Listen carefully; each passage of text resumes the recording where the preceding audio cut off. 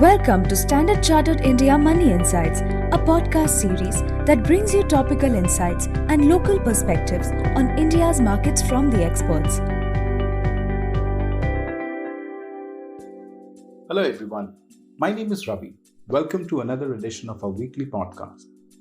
Global equities came under pressure at the start of the week amid unwinding of global carry trades and a surge in demand for safe haven assets after a surprise Bank of Japan monetary policy tightening. However, markets recovered later in the week from oversold conditions, supported further by US jobless claims data that added concerns of an immediate recession in the US. Major globally equity indices in the US, the S&P 500 closed flat over the week, while the Nasdaq Composite recorded a marginal decline. Asian equities trended mixed over the past week, with Hong Kong and China offshore recording a gain of 2%, while Korea, Singapore declined by 3 to 4%. Major Asian markets saw heavy foreign outflows led by China, northbound shares, and Taiwan. Back home, Indian equities consolidated for the second consecutive week. The Nifty index came under pressure at the start of the week amid a global equity sell-off, but recovered later in the week on improving global sentiments. Broader markets performance was mixed, with the Nifty Mid-Cap Index down 1.3%, while Nifty Small-Cap Index was down 2% for the week. Among sectors, utilities and metals led the losers with cuts of over 3.5%, while pharma and FMCG were the only sectors to end in green over the past week. The Indian fixed income market had a decent week, with Indian government bond yields declining across the curve. After trending lower earlier in the week, bond yields inched up after RBI's hawkish policy tone fell lower amid a strong demand at the weekly auction as the RBI sold INR 310 billion worth of bonds and lower than cut-off yields.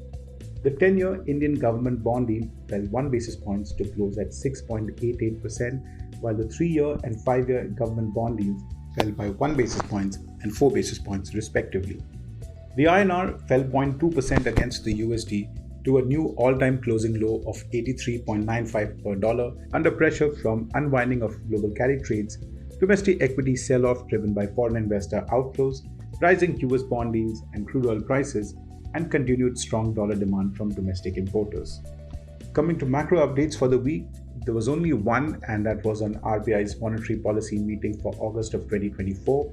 Key highlights include the Monetary Policy Committee kept the policy rate unchanged at 6.5% with a majority of 4:6 members and retained the monetary policy stance to focus on withdrawal of accommodation. The MPC noted that the outlook for domestic economic activity remains robust, given strong domestic demand and a resilient macroeconomic environment. Expectations of La Nina and rising reservoir levels coupled with a better Kharif sowing would lead to better rural consumption. The RBI governor weighed in on the debate about targeting inflation ex of food, which should not be entertained, adding that food has about 46% weight in the CPI basket and public at large understands inflation more in terms of food inflation rather than the other components. He further noted that high food inflation affects household inflation expectation, which can in turn affect overall inflation via spillovers from pickup in wages and onward higher prices.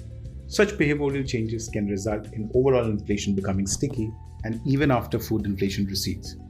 On inflation and growth projections, the RBI raised the inflation forecast for fiscal year 2025 by 10 basis points to 4.6% on the back of a material increase in the second quarter of fiscal 2025 forecast by about 60 basis points.